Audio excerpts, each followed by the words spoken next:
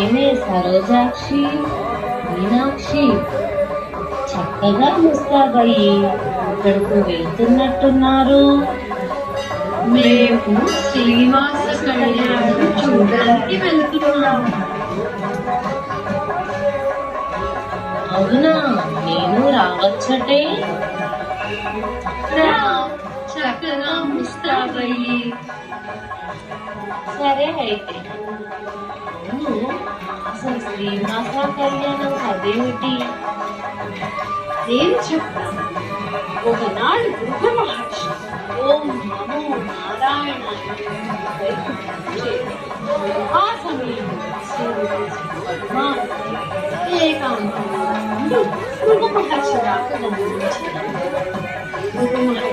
కోసం వచ్చి వైకుంఠవాస కాచుకోవద్దు తన కాళ్ళు హృదయం మీద తను ఇంతలో శ్రీనివాసుడు లేచి భృగుమునీంద్ర, నా అపరాధాన్ని మన్నించండి, మీ రాక నేను గమనించలేదు.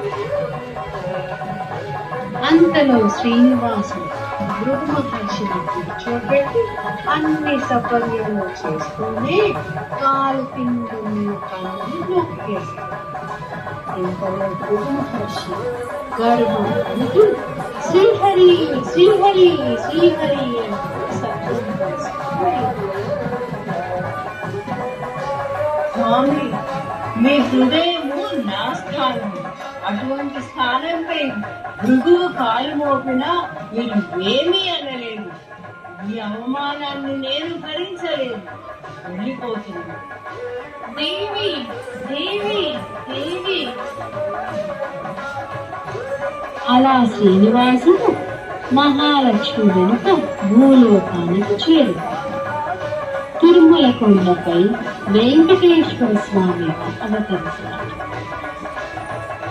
ఒకనాడు ఉద్యానవనంలో ఆకాశరాజు పుత్రికైన పద్మావతీ దేవి తన చెలికత్తెలతో విహరించుచుండగా వెంకటేశ్వర స్వామి ఆమెను మోగించి తల్లి వకులాదేవికి చెప్పగా తల్లి వకులాదేవి వారిరువురు వివాహం చేసుకుంది. అది కదా పంకజాక్షి. అయితే పదండి పదండి వెళదాం.